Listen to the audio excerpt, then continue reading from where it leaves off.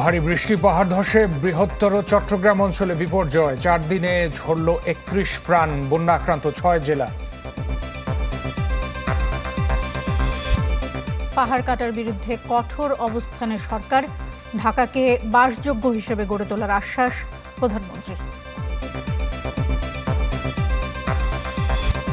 সংবিধানে ফিরল তত্ত্বাবধায়ক ব্যবস্থা ও গণভোট, নির্দলীয় সরকারের অধীনে আগামী জাতীয় নির্বাচন।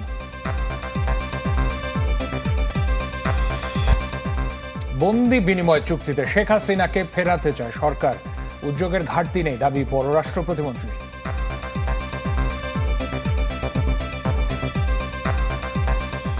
إنما تنذر من اتبع الذكر وخشي الرحمن بالغيب مبين।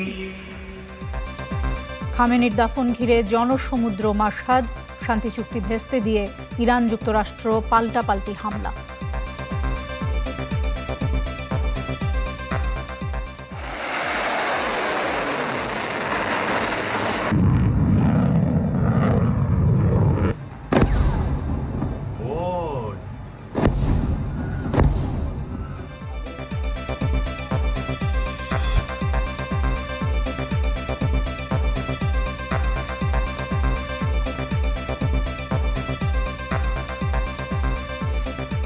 দর্শক, আমন্ত্রণ চ্যানেল 24-এর রাত 10টার খবরে। শুনছিলেন সিলন ফ্যামিলি ব্লেন্ডটি শিরোনাম। আপনাদের সাথে আমরা দুজন থাকছি, নাজনীন নাসিরুদ্দৌলা এবং রহমান রাশেদ।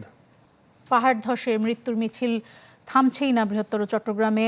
আজও বান্দরবান আর কক্সবাজারে প্রাণ গেছে 7 জনের। এ নিয়ে 4 দিনে পাহাড় ধসে 27 জন, আর বন্যা আর ঢলে মৃত্যু হয়েছে 4 জনের।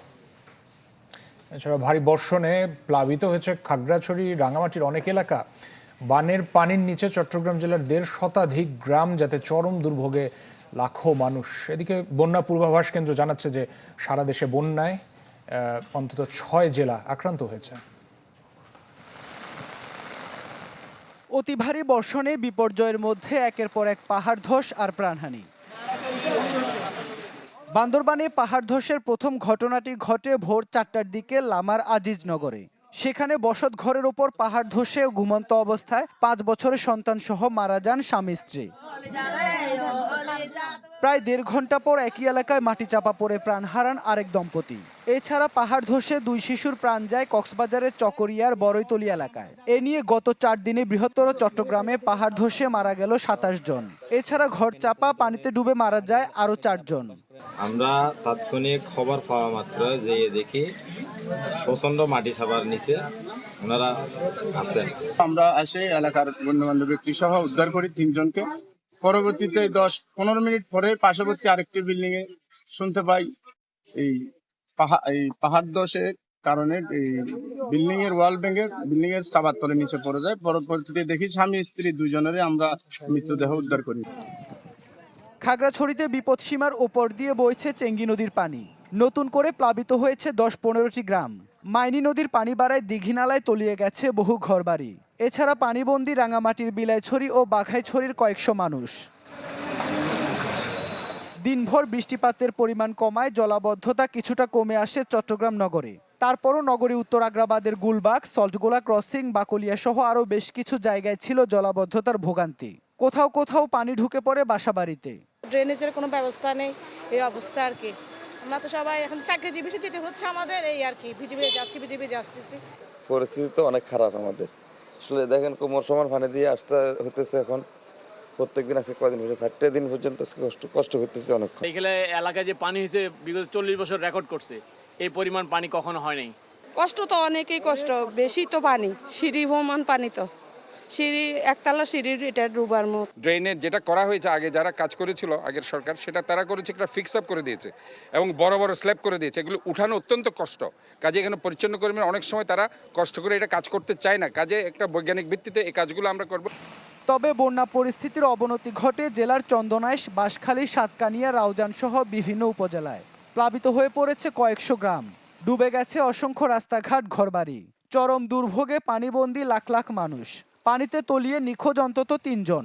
বন্যার্তদের জন্য 4 শতাধিক আশ্রয়কেন্দ্র খুলেছে প্রশাসন।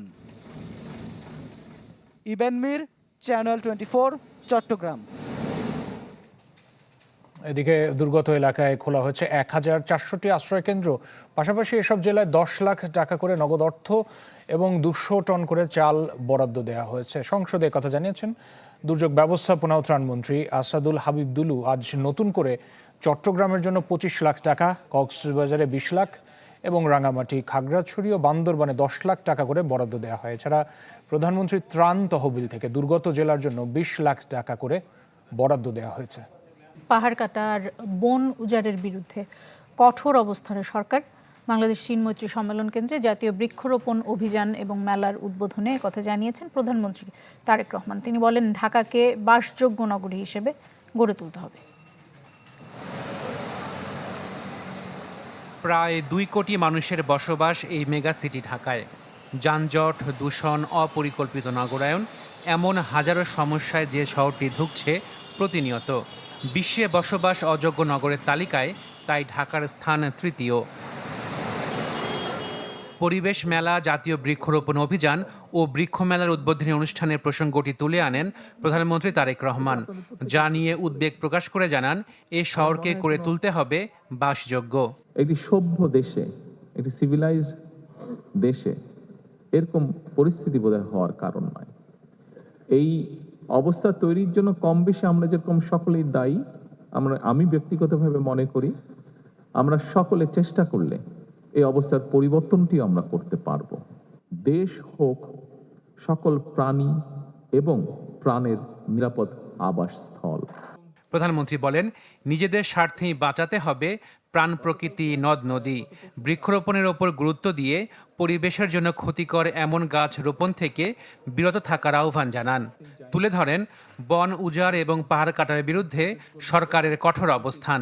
কোন পরিবেশে, কোন মাটিতে, কি ধরনের আবহাওয়ায় কোন প্রজাতির গাছ রোপণ করা প্রয়োজন, এটি সম্পর্কেও কম বেশি আমাদের একটি ধারণা থাকতে হবে এবং সেই বিষয়টিকে প্রাধান্য দিয়েই গাছগুলোকে আমাদের রোপণ করতে হবে।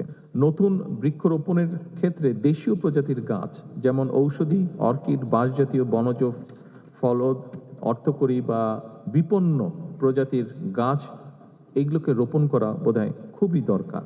এ সময় পরিবেশ রক্ষা ও বৃক্ষরোপণে বিশেষ অবদানের জন্য 21 জনকে তুলে দেন জাতীয় পরিবেশ পদক এবং বৃক্ষরোপণে জাতীয় পুরস্কার। বৃক্ষরোপণ এবং বৃক্ষমেলা পরিদর্শন করেন প্রধানমন্ত্রী তারেক রহমান। আশাকিন প্রিন্স, চ্যানেল 24, ঢাকা। সংবিধানের 15 সংশোধনী আংশিক বাতিলই থাকবে। হাইকোর্টের রায় বহাল রেখেছে আপিল বিভাগ। এর মাধ্যমে সংবিধানে ফিরল তত্ত্বাবধায়ক সরকার পদ্ধতি এবং গণভোট। এই রায়কে ঐতিহাসিক বলছেন আপিলকারী এবং জামায়াতের ইসলামের আইনজীবী। সংবিধান ক্ষতবিক্ষত করে 2011 সালের 30 জুন পাশ হয় 15 সংশোধনী। সেই সংশোধনীর 55টির মধ্যে সংবিধানের 68 জায়গায় নির্বিচারে ছুরি চালায় আওয়ামী লীগ সরকার। বলা হয়, এই এক সংশোধনী শেখ হাসিনাকে এতটাই ক্ষমতাশালী করে যে ধ্বংস হয়ে যায় দেশের নির্বাচনী কাঠামো। সাবেক প্রধানমন্ত্রী দেশ ছেড়ে পালানোর পর হাইকোর্টের প্রথম যে সাংবিধানিক মামলাটি হয় সেটি 15 সংশোধনীর বৈধতার। 2025 সালের ডিসেম্বরে তত্ত্বাবধায়ক সরকার ও গণভোট ফিরিয়ে রায় দেন হাইকোর্ট। তবে রিটকারী রায়ে সন্তুষ্ট না হয়ে আপিল বিভাগে যান। বৃহস্পতিবার হাইকোর্টের সেই রায়টি বহাল রাখলেন সর্বোচ্চ আদালত। পরে অ্যাটর্নি জেনারেল জানান, 15 সংশোধনী আংশিক বাতিলই থাকবে। এই রায়ের ফলে হাইকোর্টের এই যে রায়, সেই রায়টি বহাল থাকলো, অর্থাৎ তত্ত্বাবধায়ক সরকার ফিরে আসলো। আর বাকিগুলো এখন সংসদে পরে যেটা হাইকোর্ট ছেড়ে দিয়েছিল সেটা আলটিমেটলি সংসদের সিদ্ধান্ত হবে। এ রায়কে ঐতিহাসিক বললেন আপিলকারী ও জামাতের আইনজীবী।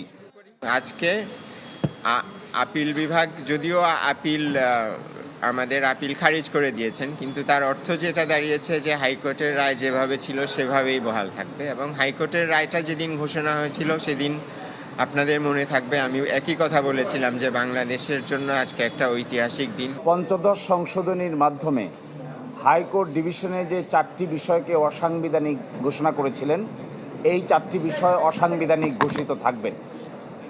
এছাড়া বাকি যে বিষয়গুলো আছে এগুলো সংসদের উপর ছেড়ে দেওয়া হয়েছে। আওয়ামী লীগ ক্ষমতায় আসার পর প্রথম যে সংশোধনী এনে ক্ষমতাকে চিরস্থায়ী করেছিল, বিএনপি সরকার ক্ষমতায় এসে প্রথমে সে একই সংশোধনীতে তত্ত্বাবধায়ক ফেরানো ও গণভোটের বিষয়টি এনে সংবিধানের বুকে প্রলেপ দিল। এখন অপেক্ষা পূর্ণাঙ্গ রায়ের। মাসুদুর রহমান, চ্যানেল 24, ঢাকা। এদিকে আইনমন্ত্রী জানিয়েছেন তত্ত্বাবধায়ক বা নির্দলীয় সরকারের অধীনেই হবে আগামী জাতীয় নির্বাচন। সচিবালয়ে সাংবাদিকদের তিনি বলেছেন, পঞ্চদশ সংশোধনী ছিল গণতন্ত্রের অন্তরায় এবং ফ্যাসিবাদকে চিরস্থায়ী করার কৌশল। বিএনপি এটার জন্য বিগত 16-17 বছর ধরে সংগ্রাম করেছেন। বেগম খালেদা জিয়ার নেতৃত্বে দেশ বাঁচাও মানুষ বাঁচাও যে স্লোগান দিয়ে আমরা নিরন্তর সংগ্রামের পথে হেঁটেছিলাম, সেই পথে হাঁটার মুখ্য লক্ষ্য ছিল যে আমার ভোট আমি দেব, যাকে খুশি তাকে দেব, এবং সেই প্রক্রিয়ায় ফেরার জন্য তত্ত্বাবধায়ক সরকারের বিকল্প কোনো পথ ছিল না। আমরা সেই জায়গাটা রাজনৈতিকভাবে অঙ্গীকারবদ্ধ।